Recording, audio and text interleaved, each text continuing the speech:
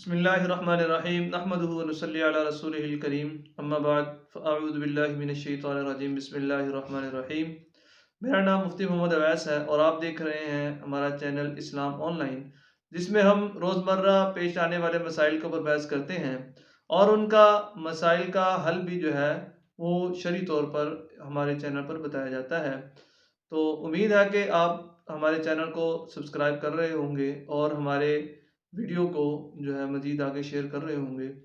तो आज का टॉपिक हमारा, चूँकि सर्दी का मौसम चल रहा है तो इसके हवाले से है। चूँकि बहुत सारे हमारे भाई सवालात कर रहे थे कि जुराबों पर मसा करना कैसा है। तो इस आज का टॉपिक भी इंशाअल्लाह ताला यही होगा। तो चलिए शुरू करते हैं। उससे पहले गुजारिश है कि अगर आपने अभी तक हमारे चैनल को सब्सक्राइब नहीं किया तो आप हमारे चैनल इस्लाम ऑनलाइन को सब्सक्राइब कर लें और बेल आइकन को भी दबा दें, ताकि हमारी आने वाली तमाम नई वीडियोस आप तक सबसे पहले पहुंचती रहें। और दूसरी गुजारिश ये है कि अगर किसी को कोई मसला दरपेश होता है तो वो कमेंट में जो है अपना मसला शेयर करे, उसमें लिखे, इंशाअल्लाह ताला उसके ऊपर पूरी एक नई वीडियो बनाई जाएगी। और एक गुजारिश और ये है कि वीडियो को पूरा देखा करें।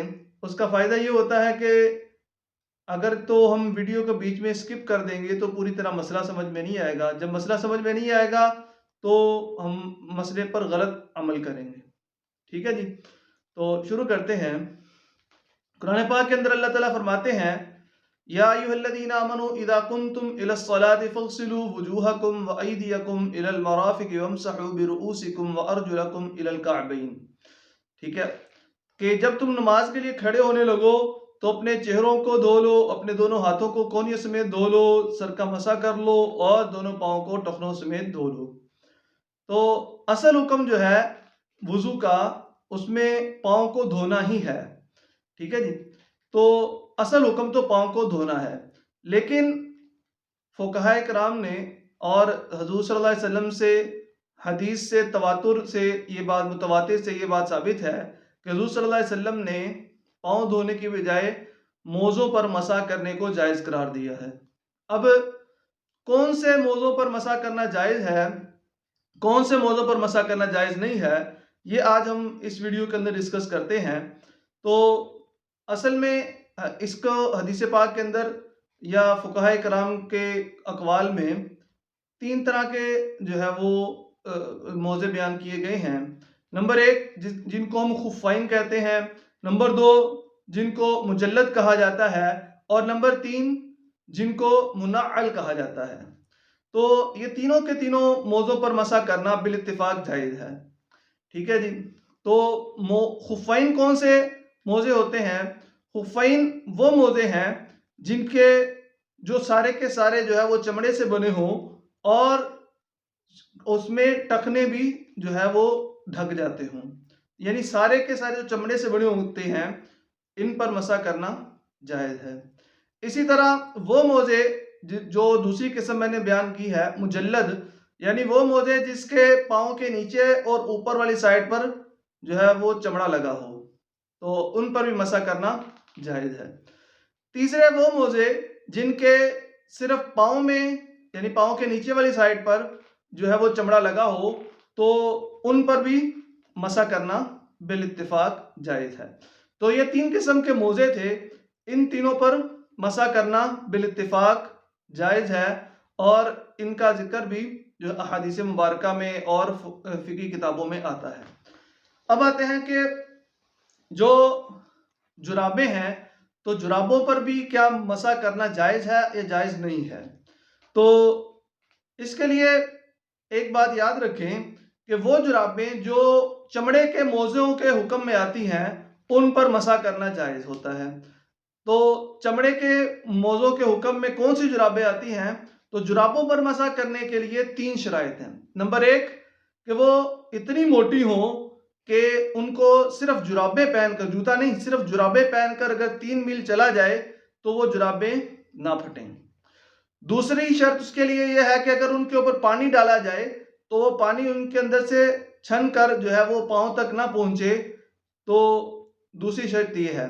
तीसरी शर्त ये है कि वो अपनी मोटाई और सख्ती की वजह से यानी इतनी मजबूत हों कि अगर उनको पाँव में पहने तो वो पिंडली तक बगैर किसी सहारे के जो है वो खड़ी रहे।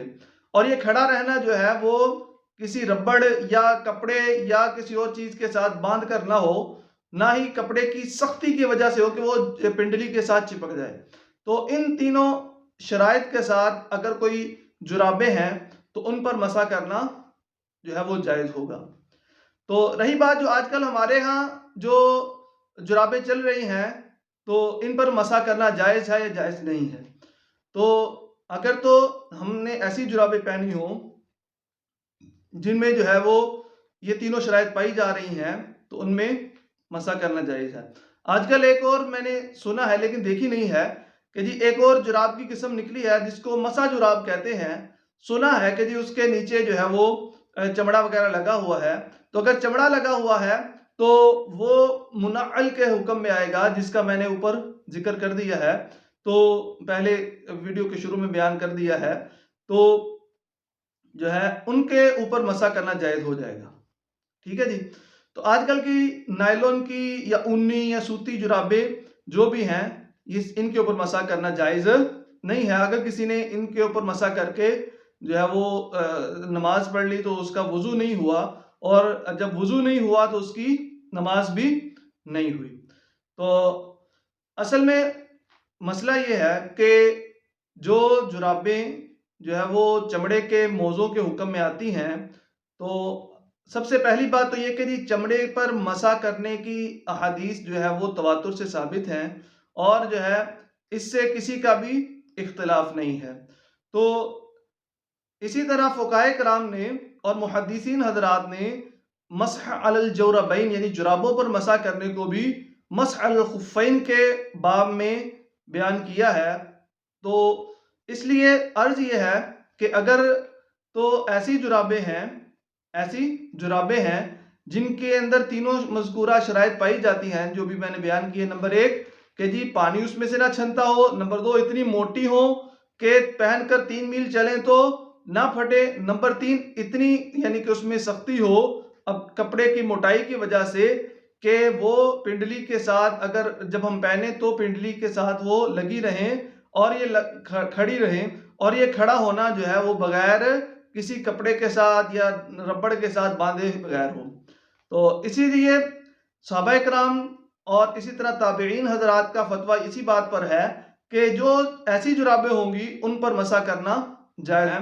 हज़रत सईद इब्न मुसय्यब और हज़रत जो है हसन बसरी रहमहुल्लाह जो दोनों ताबईन हैं, उनका फतवा मुसन्निफ इब्न अबी शैबा में लिखा हुआ है कि जो है वो जुराबों पर मसा करना यमसहु अलल जौरबैनी इज़ा काना सफ़ीक़ैनी, और सफ़ीक ऐसे कपड़े को कहते हैं जो बहुत मोटा और दबीज हो।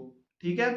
तो जो ताबईन रहमहुल्लाह जिस तरह हज़रत हसन बसरी और हज़रत सईद इब्न मुसय्यब उन्होंने हज़रात सहाबाए किराम रिज़वानुल्लाह अजमईन के फतवे को देखकर उनके अमल को देखकर फतवा दिया है। ठीक है। उम्मीद है कि जी आप आज की वीडियो आपको पसंद आई होगी। अगर वीडियो पसंद आई हो तो आगे शेयर करें, चैनल को सब्सक्राइब करें और इजाज़त दें। अल्लाह हाफ़िज़। अस्सलामु अलैकुम व रहमतुल्लाहि व बरकातुहू।